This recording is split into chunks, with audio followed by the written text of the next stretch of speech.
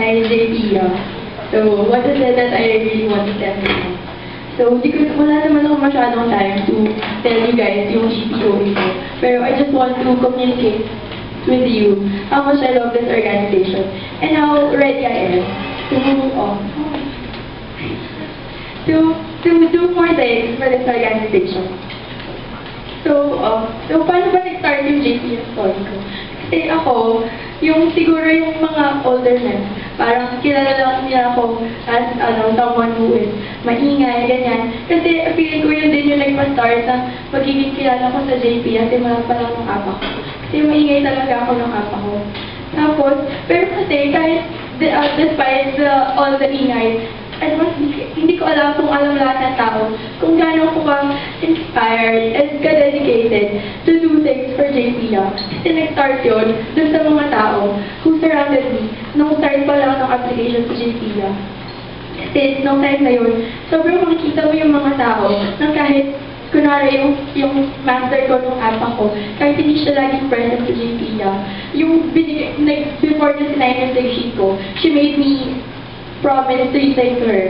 One, to apply for an EB position next semester, to never leave Exte, and to always stay active in JPIA. And kahit si Ate Marian kasi yun, kahit si Ate Marian, hindi siya yung lagi mo makikita sa JPIA. Yung dahil pinagawa niya sa aking promises na yun, na-feel ko yung love niya pa din for JPIA is still strong in her heart, na hindi kailangan ng laging present dito sa JPIA para makita yung love na yun. Ang kailangan lang is to be able to inspire the other people, especially the younger ones, to love this organization. So, bakit ko ba sinabi? Actually, learner lang, bigla ko lang yung nasabi.